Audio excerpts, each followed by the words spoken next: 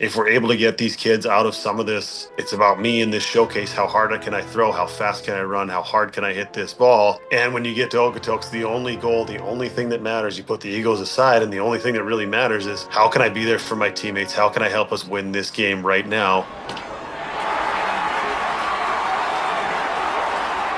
Welcome to episode 364 of Alberta Dugout Stories, the podcast. I'm Joe McFarland. We have Canadian Baseball Hall of Famer Justin Morneau joining us for a fantastic conversation in just a few minutes.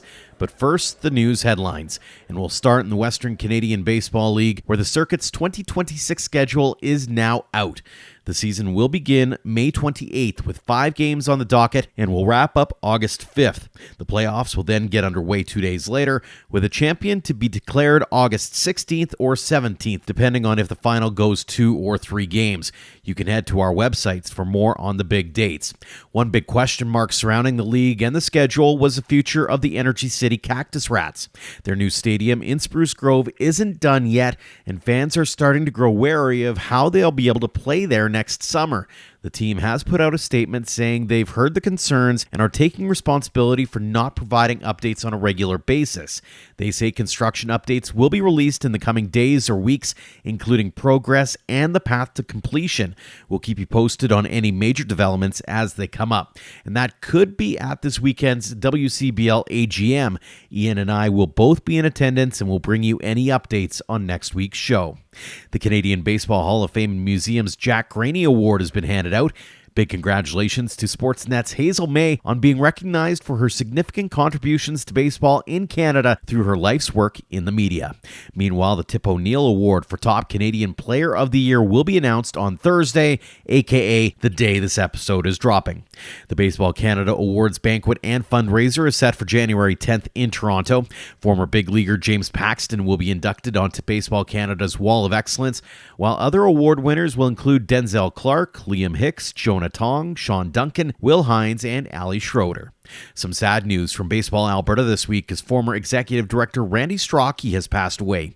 He served in the position from 1994 to 1996, helping grow the game in the wake of 2 World Series champions by the Toronto Blue Jays. He's also the father of current Baseball Alberta umpire supervisor Brandon Strachey. Our love and thoughts go out to anyone who knew and loved Randy Strachey. On the commitment front, there's been quite a few over the last couple of weeks, including 4 from Weber Academy. Friend of the show, Zach McDonald, is heading to the University of Michigan. Another past guest, Stone Foster, is signed on with Chipola College, and pitchers Caleb Robertson and Daniel Farrell move on to Coffeyville Community College. Elsewhere, Josh Rollheiser of Badlands Academy will join Williston State College, and in Saskatchewan, another previous podcast guest, Merrick Yeager, is going to the University of Texas Rio Grande Valley, while fellow Barry's Academy product Dylan Pura has committed to Garden City Community College. And finally, Tanner Medlowski out of Martin Academy in Regina is set to join the University of Jamestown. If you know of any commitments or other news you'd like to share with us, email me at joe@albertadugoutstories.com. Now on to this week's guest, and he's a man who really needs no introduction. Justin Morneau is a former MLB MVP, All-Star, Silver Slugger, batting champ, and more. The New Westminster, BC native had an 18-year pro career, which included a stop with the Edmonton Trappers during their championship season of 2002. Most recently, the Canadian Baseball Hall of Fame legend was made the namesake of the new Morneau Cup, the Academy National Championship through Baseball Canada, which is playing out in the Road to Okotoks, which comes to a head next July.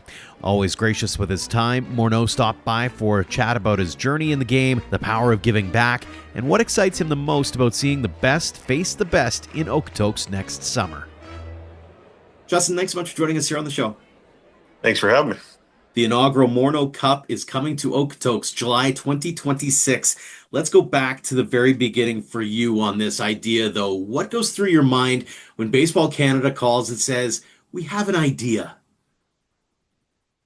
My first thought is, did Larry Walker turn you down? But in all seriousness, once Greg kind of got into what it meant and what the goal is of trying to get the best players in Canada, no matter whether they're playing for their city, for their club, or anything else, to get them together and have a true best on best competition, national championship in Canada. I was honored to be asked, and then to be able to jump on board and hear Greg talk through it. It sounds like it's something that has a chance to be really, really exciting for baseball in Canada. Walk us through those initial conversations for a minute. Like what, especially as you're kind of getting an idea as to how this is all going to play out, and like there's going to be qualifiers and the whole nine. Like there had to have been a sense of excitement as some of these ideas are starting to be fleshed out and starting to be maybe realized to a certain extent. Yeah, I think for me, it started, when I was 12 and we got to go play in North Bay, Ontario, and it was the first time I ever flew on a plane and all those kind of things, and we got to go play in a national championship there, and just remember, and this is obviously before everything kind of switched over to new sports to club and city and everything else, and you felt like you were playing against the best in the country, and you felt like it was a good measuring stick of where were you at as a team or as a player, and can I compete with the best in the country? And I think that was kind of the premise of the whole thing, is how do we get the best players to play against each other so that it turns into a best on best competition. And I think that's the goal. And it really didn't take a whole lot of selling from Greg. It was more of in all, humility, really, this is, you want to put my name on this thing. And I think, being one of the first guys to play for Greg in the national junior team, and kind of having gone through that program, having played in 4 World Baseball Classics, now get a chance to be part of the coaching staff coming up. So I think there's, if it's baseball in Canada, and baseball in Canada is what gave me, or baseball Canada itself is what kind of gave me an opportunity and gave me a look. Got to go down to Florida and play in front of scouts down there. So I think understanding what the national team and the junior team program means to baseball and the opportunities it provides for a lot of players to be able to get all of the players together, and then maybe all of a sudden we get a look and we get some of these younger players to buy in of I want to play for the national team. I want to play with this kid from BEI, and I want to play with this kid from somewhere in Alberta, and I want to play with these kids from Ontario, and being able to come together as part of the national team and having played in a competition against each other in the summer. I think there'll be some competitiveness there. There'll be some camaraderie as well. So I think that's kind of the goal of the whole thing, is how do we get the best players in the country? How do we get them together, and how do we put them in an environment that's not a showcase? That's not about the players themselves. It's about the team. It's about the kids you train with all winter, or you come together with in the spring and you spend a ton of time with, and then all of a sudden you go on this journey and you get into these qualifiers, and you make it a true anybody can beat anybody, and you have to play each other. And that's the beauty of sports, is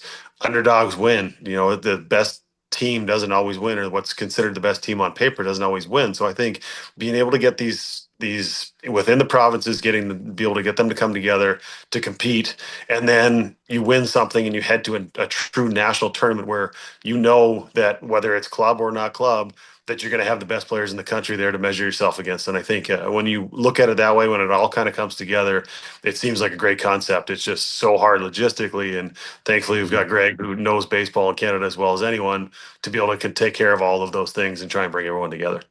Well, it's another opportunity too for these athletes to put themselves on a national stage, right? Like you mentioned, whether it's Canadian Future Showcase or whether it's other events where you're maybe not comfortable with the players that you're playing with, as an example, because you've been put together sort of, I'll call it last minute, for example. This provides them a little bit of comfortability, and also maybe provides them with that one more opportunity to say, "Hey, I can play on the biggest stage with the biggest, with something really big on the line. I deserve that shot," and maybe making it to the Baseball Canada junior national team as an example. Yeah, and I think being able to have hopefully all the scouts, whether it's college recruiters or whether it's Major League Baseball scouts, also seeing that, hey, we've got all the best players in the country coming together. Maybe we overlooked somebody and missed them in the draft, or maybe there was an opportunity where somebody had some growth in the spring and we didn't get a chance to see them. So you also have that side of it. It's not exclusively just for the tournament itself. It is an opportunity to showcase yourself in a team environment, because I think it's important for what we see now. I think it wasn't that long ago, but it seems like it could be in ancient times where you just played with the kids in your city, and you did the best you could against everybody else. Now it's sort of groups coming together, and I get it. You want to play with the best against the best, and I think this allows everyone to do that. So there's kind of a few more layers to it that I think hopefully people will realize as this thing builds and hopefully becomes an annual event and becomes something that teams spend their winter saying, hey, let's see if we can find a way to make it to Okotoks. Let's all this grinding we're doing in January and February, all this time we're putting in to improve and to dedicate ourselves to this. what's our goal as a team? Well, the goal now can be making it out of the province and making it to Okotoks and seeing if you can have a chance to compete for that national championship, a true national championship. So I think it's a great thing, and I think that's why so many people on the Baseball Canada side are excited about it, and hopefully now we can get the players and the coaches and everyone else as excited as we are. Hmm. Obviously, as a guy who's played at the highest level and as a guy who's played for his country and a guy who's represented his province and all the way down the line, there's some of those athletes who haven't done it before or some who haven't really played at that style of game before. What do you hope they take away maybe from an experience like what the Road to Okotoks and the Morneau Cup will present to them? But I think I'll relate it back to my career in some ways. I think, the first year I made it to the big leagues was 2003, and it was not a great year. I had a lot of learning that needed to happen, still a lot of growth that needed to happen. And I had the opportunity that fall to go play for Team Canada. We played in the Olympic qualifier. We went down to Panama as a team and we were able to qualify for the Olympics. And I think that rekindled my love for the game of baseball and just reminded me, it relit that spark of what do you play for? It's not yourself. You play for a team, you play for the guys around you. You don't want to let those guys down. And I think if we're able to get these kids out of some of this, it's about me in this showcase. How hard can I throw? How fast can I run? How hard can I hit this ball? And when you get to Okotoks, the only goal, the only thing that matters, you put the egos aside, and the only thing that really matters is how can I be there for my teammates? How can I help us win this game right now without any thought of what did I just hit on the radar gun? What was my exit velocity on that hit? All these other things that do matter because they are measured by these things. I'm not saying they're not important. They are ways that we train, ways that we get better, and all those things. But when you come into a competition like this, where the only goal is to take home the championship trophy, the Morneau Cup in this case, you kind of get a different sense of what it means to play and to be a baseball player and to be a teammate and to get into that competition where truly the only thing that matters is being there for your teammates and trying to do whatever you can to win. And I think hopefully we're able to get some of the kids in that type of environment where you're playing with a group of kids, you're playing with your teammates that you've played a bunch of games with. You're not just getting thrown together for a tournament to show off your skills. And hopefully we can kind of show these kids what it means to be a part of a team and what it means to be going out there to chase a championship. You sound fired up. It's December 2nd for those who are keeping track. How excited are you to see this thing come to fruition? Yeah, I think we all have a lot of great ideas and we all have things that we, especially with the age that my kids are now. My oldest is 15, my youngest is 6, and getting into this travel world of sports and a whole different environment. I think for those of us that are going through it and those of us that are trying to take away something from it, we have all these ideas of how do we fix youth sports and how do we make them maybe less expensive? How do we make an opportunity there for kids who maybe would not be able to get them? I know for myself, the way the environment is today, it would have been very challenging for my parents to be able to put me into youth sports the way it is today with the cost and time and commitment required and all of these things. So I think to look at something and say, I have a solution to a problem. Now, how do I get it done? And for Greg Hamilton to be able to kind of look at it and say, I'm just going to pick up the phone. I'm just going to start calling these teams. I'm just going to gauge the interest level. I'm going to start building momentum to it. And when you have someone as smart as Greg and as motivated as Greg and someone who loves baseball in Canada as much as Greg, it's easy to jump on board when you see somebody says that is able to identify the problem, identify a solution, and then be able to execute that solution as well. I think that's something that is very hard to do in today's world with so many different directions these kids are being pulled and so many different teams that they're part of. To be able to just put it all in one place and get everyone to come together, I think it's something that we're really hoping that everyone is going to buy into and that turns into something that hopefully has a long lasting legacy on baseball in this country.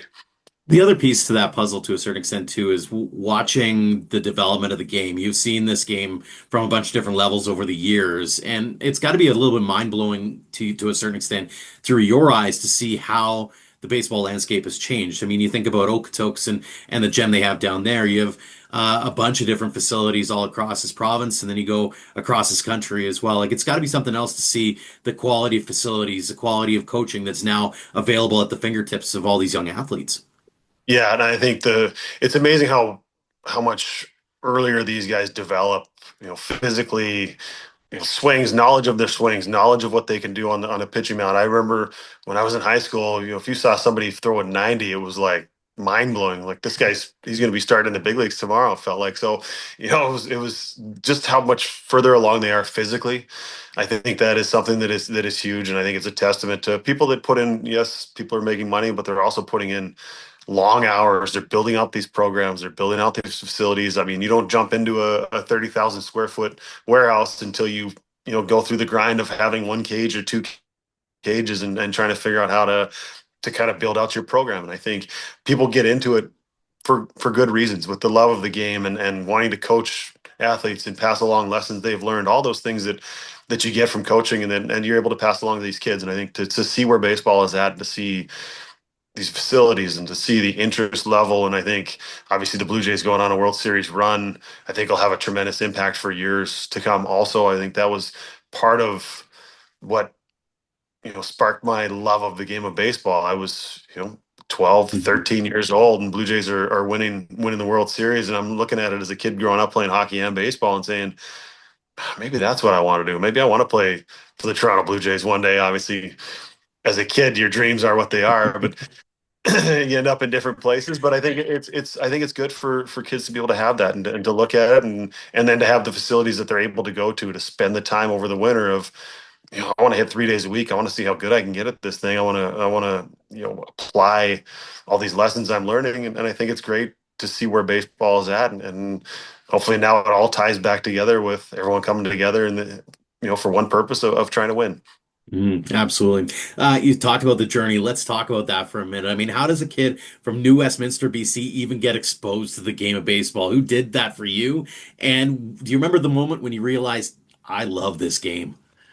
Well, I think I always loved to hit. I think my brother's 18 months older than I am, and I kind of just followed him around. And then you combine that with both my parents played fast pitch softball. So obviously not the same, but Vladdy Jr. grew up around ballparks. I grew up around ballparks. They were just fast pitch, and I was kind of in the clubhouse. I was or in the dugout. I was the bat boy. I was around the game, so I was exposed to it, obviously in a different way. But I still spent my childhood growing up in ballparks and watching my parents compete, and watching my mom, who was a tremendous athlete, and watching her go out there and pitch, 5 or 6 games in a day in a tournament, and just watching how tough she was, and then learning from my dad, and I remember, and to answer your question, I remember there's a picture from Christmas from when I was really little, and we had this little pitching machine. It was this plastic arm that threw wiffle balls, and it was just kind of like this little cantilever thing. And I remember, very, very vaguely of being in the backyard, and you could load up like 10 or 12 wiffle balls in this thing, and it would pitch. And from the time I was young, I loved to hit, and let's be honest, when it was hockey season, I loved hockey, and a little different than what we have today.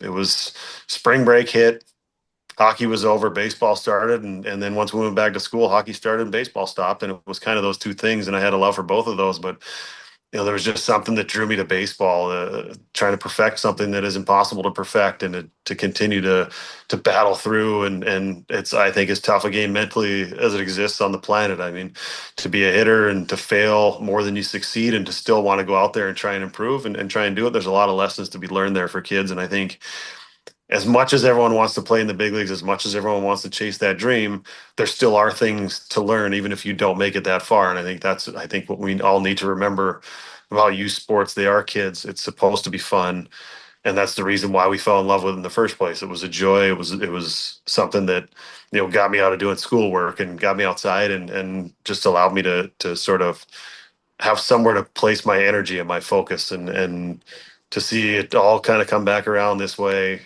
25, 30 years later is kind of crazy to see, but also encouraging, and also very I don't know what the word is, but it's one of those things where you look at it and you go, I cannot believe how far baseball has come in this country. For sure.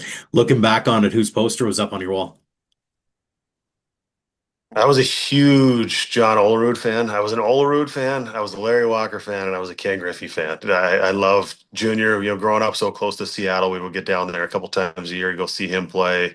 We would go in when the Blue Jays came, but I think John Olerud chasing 400, and the way he was as a hitter, he was kind of the guy that I watched as a Blue Jays fan growing up as a kid. Of And then if you take a look at the two swings now, because Hmm. we didn't have iPads and we couldn't record ourselves taking every swing. It was just whatever was happening in my mind. But if you looked at the two swings next to each other, they're eerily similar, and that was just for pretending to be John Holroot in my backyard and taking those swings. And so I think there was a love of the game and there was a love of the Toronto Blue Jays from a young age, and thankfully there was opportunities for me with the national team program to be seen and by scouts, and then being able to chase my dream eventually with the Minnesota Twins. For sure. Talk about the minor baseball experience in BC from your vantage point. Maybe some of those favorite moments that you had out on the field. Yeah, I think playing, not having a team in New West where I grew up, so had to go to played in Vancouver for 1 year in the Premier League, and then going to North Delta and getting to play in such a good program for Ari Melios, who was a tremendous coach. I think that team had Jeff Francis and myself, who ended up having decent careers in the big leagues, and but the amount of guys that were also sent to college through that program, college 4 year schools, guys signing, play professional baseball. It was just an incredible time to be able to be there, and I think just having the opportunities. I think playing, and one of the things I remember maybe more than anything is 12, 13 years old on the field with my dad, him throwing me BP until his arm was about to fall off, and just spending those afternoons, and that was kind of around the time when I really fell in love with the game, and realized that there was an opportunity there for me to, who knows what. My dad's all he ever preached was get yourself an education, see if you can get yourself a scholarship, see if you can get somebody else to pay for you to go to school. And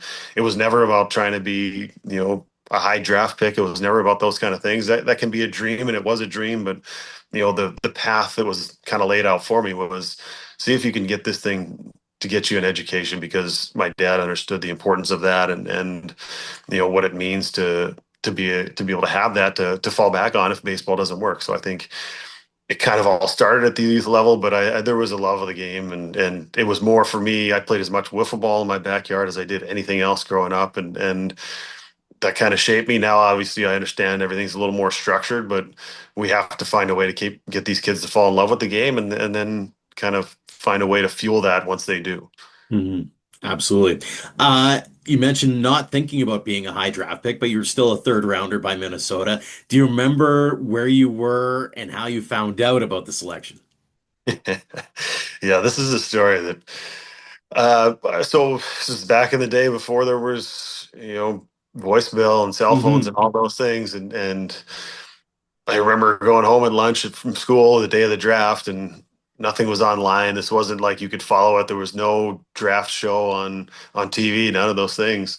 So went home, checked the answering machine, the old school answering machine with the tape on it, and nothing. And had some lunch and was getting ready to go back to school. And my scout from Minnesota Twins called and said, "Hey, we just took you in the third round." And I was pre-draft, had heard somewhere between the fifth and the eighth round, so there was a lot of excitement there. I thought it was going to be the Montreal Expos, and that's kind of where I thought I was going to end up, just with how much communication I had had with them pre-draft. And then all of a sudden, my world changed, and called my dad. He came over, and met him on the front porch, and he was crying before I was, and he was teared up. That dream realized, and all of those things, and then also the work just beginning. And to say that I was not a very good student after that, finishing my last month of high school, that'd be probably an accurate statement. But I had signed before I had graduated high school. I had signed before I had taken my exams. But I know my mom being a teacher and my dad would have killed me had I not finished that thing out the right way. But that day still stands out in my mind. I remember it like it was yesterday. I can only imagine. It's a pretty quick ascent to the major leagues. By 2003, you're there. But before you got there, 2002, you end up going across the country a little bit and landing in Alberta with the Edmonton Trappers. And I'm curious, what do you remember about that playoff run and being a part of a championship winning franchise in 2002?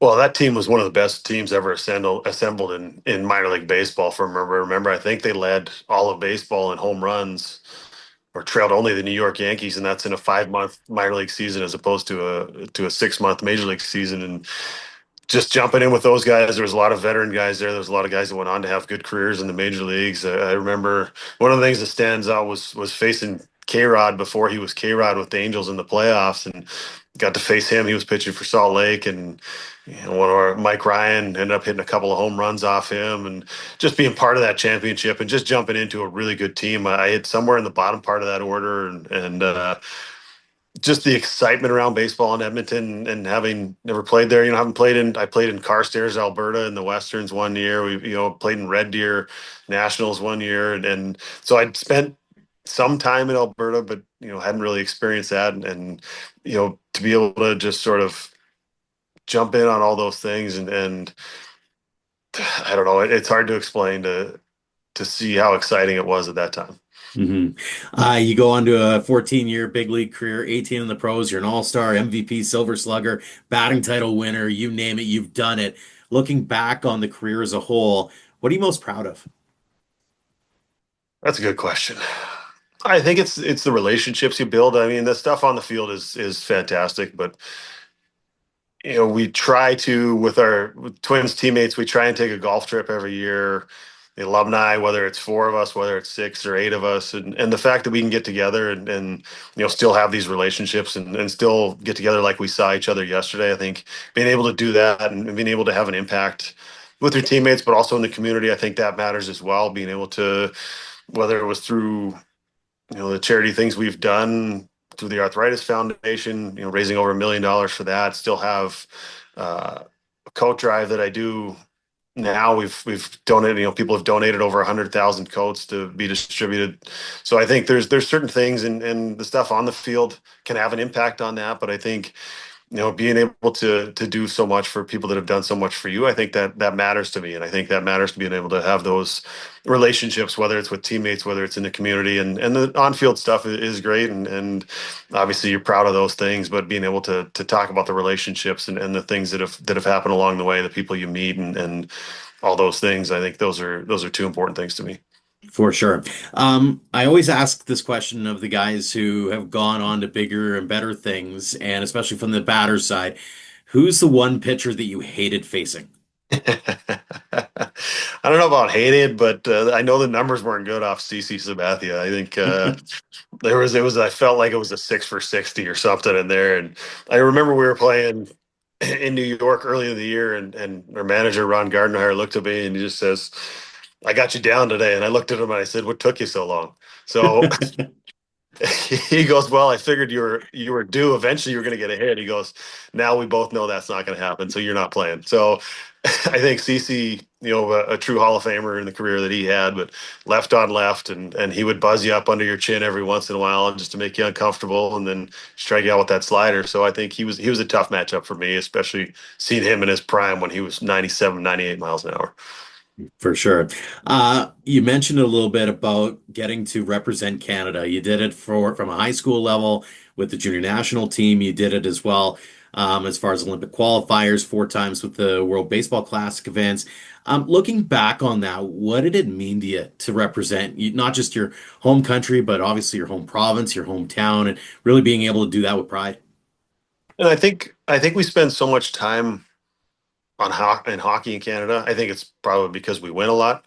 Mhm. But I think there is that same honor, whether you're playing for Baseball Canada, whether you're playing for Soccer Canada, whatever it is. Anytime you have a chance to, put that logo, put your country across your chest, and go out there and try and do the best you can. I think there's something special about that. When anytime, this is how it always should be, but anytime the name on the front means a lot more than the name on the back. I think that's something. I think that is something that I do get frustrated with some of these guys who have had the ability or made the choice to turn down playing for their country in the World Baseball Classic. That is a little bit of a point of contention for me, but everyone has their choice. They're allowed to Mhm. do whatever they want to do. But for me, it was never an option. I can't imagine. This is the way I always put it. If there's an international hockey tournament, we're playing a Canada Cup or a World Cup or whatever it is, and they call McDavid and they call Sydney and they call some of these greatest players, hockey players in Canada, and some of us, I got to get ready for the year. I don't think the timing's great. The uproar in the country would be absolutely insane. I think people would absolutely lose it on them, and I feel like we need that type of pressure for baseball. I Mhm. get it. Guys are trying to take care of their careers. They're trying to make teams, all of those things, but Where do the memories come from? What are some of the most meaningful things to me? It's qualifying for the Olympics, wearing that Canadian jersey, and helping this team get to a place where you know they weren't able to get to. And I think it's something special when you look at it. Career moments, personal moments are something, but when you share those things and when you have Team Canada across your chest, I think it just means that much more. And I hope that we can get some buy-in for the World Baseball Classic. I hope we can send our best team, because I don't feel like we've ever sent our 25 or 26 or 28 best players in the country. We get a good amount of them, and for whatever reason, Mhm. we don't get all of them. And I think that makes it tough for us to compete in an international competition the way it is when you have countries like Japan, like the US, like the Dominican Republic, a lot of these where baseball is huge and they could field three teams in this tournament if we're being realistic, and we need Mhm. everybody. And so I think there is something there that hopefully guys have an understanding of. It really means a lot to be able to put Team Canada across your chest, and wear your country and wear it with pride. Mhm. You mentioned it a little bit as well, from the giving back perspective and the meaning a lot perspective is whether it be the game of baseball in this country, whether it be through the ambassadorship that you do, through whether it's the Justin Morneau Winter Coat Drive, an example. What's that mean to be able to give back to the communities that you've repped over the years and be able to still have that impact to this day? Well, I think for me, it started.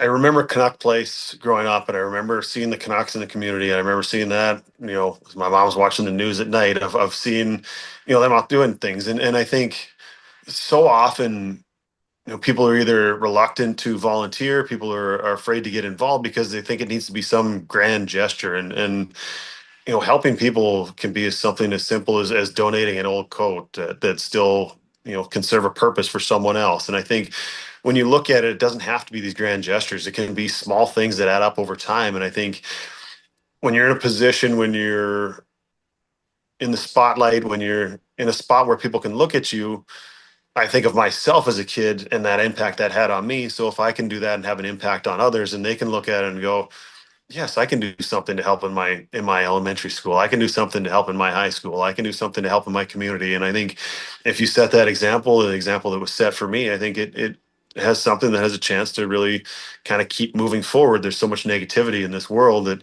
when you see people doing good things, it inspires others, and hopefully been able to do that in some ways. And whether it's taking younger players that come up that are, as tentative or as afraid to do things in the community as I was when I was young. I think part of it is the ego gets in the way. You're afraid if you hold an event, nobody's going to show up or whatever you're doing. I think even if a couple of people show up, it's still meaningful because it still had an impact on someone's life. So I think being able to understand what it means to be a part of an organization, being able to be in the spotlight and be able to have an impact on others, and hopefully that has that trickle down effect where other people are able to continue that, and it just sort of gets passed along. And I think I had such great examples for myself, whether it was my parents or, as I said, the Canucks in the community growing up. I think it's important for people to see that, and I think to be able to do that, it means a lot. And I think as good as we feel doing things for other, when you walk out of there and there's also that feeling of fulfillment that you get from volunteering and from doing something for others, as we're so caught up in doing things for ourselves, to be able to do that and look at other people and say, you know what, I maybe just had an impact, a positive impact on that person's day, whether as small as it seems. You never know how far that's going to carry. Couple more for you before I let you go, Justin. First off, they're kind of standard for guys that we ask across the board here. Let's say you're chatting with some of those young kids at the Morneau Cup in Okotoks or anywhere else across Canada, and they want to be like you. They want to accomplish all the things you did and then some. What's that one piece of advice or those words of wisdom you'd love to impart upon them? It's never really that simple. It's never just one thing. I think you just have to be willing to work harder than anyone else. I think that's first of all. You just talent will get you so far, but you find out when you get into professional baseball, everybody has talent. And you get into college baseball, everybody has talent. What's the separator? Yes, talent is a separator, but at the same time, it's discipline and focus and hard work. And I think just having a dream and being willing to put everything you have into that dream. And if it doesn't work out, it's a lot easier to live with. I think throughout my time, I've met very, very, very many people who have said, if I only, and if Mhm. don't want to be that guy sitting at the bar or sitting next to on a plane or wherever you end up who is that person who says, man, if I only would have.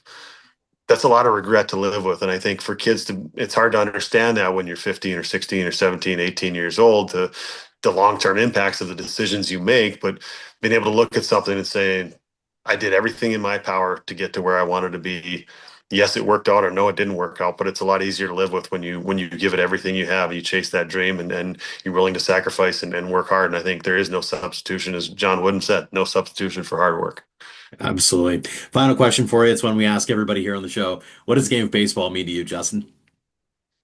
I just think it's such a great teacher. I think it brings people together. It's also a game of failure and constant failure and just getting back up and learning what it takes to get beat and to get back up and to get beat and get up again and to just continue to fight and continue to go. It just kind of gives you the way life is. Not everything works out your way. You're going to fail far more than you're going to succeed, but those who are willing to continue to try. And I think the game of baseball really does that. It unites people. It brings people together. It teaches you life lessons. But I think for me, it's given me everything. And if I have an opportunity to give back, like the Morneau Cup, whether it's doing things, coaching him, youth or anything like that, like people did for me to get me to where I did, I'm happy to do that, and I'm very blessed to be in a position to be able to do that. We've been lucky enough to have a few minutes of your time to talk about the Morneau Cup and so much more over the course of your career. Justin, congratulations on everything with the Morneau Cup and the Road to Okotoks. Continued success in everything as we head towards 2026. And again, thanks so much for joining us here on the show. Thanks for having me. Appreciate it. Thanks again to Justin Morneau for joining us this week, and thanks to Baseball Canada's Adam Morissette for helping make that conversation happen. Tickets are now available for the Morneau Cup and the Road to Okotoks. Head to theroadtookotoks.ca for all the details. Thanks as well to all of you for downloading and listening. If you like this or any other episode, make sure to leave us a rating and a review on your podcast app of choice. A tip of the cap, as always, to our Platinum supporters for all they do for us and for the game in our province. The Okotoks Dogs, Under the Lights Sports and Entertainment, and the Western Canadian Baseball League have been outstanding in helping us cover costs like web hosting fees and online newspaper subscriptions. For more on our tremendous teammates or to join our roster of sponsors, head to albertadugoutstories.com/supporters. Until next time, thank you for all of your support online, on social, and on air of Alberta Dugout Stories.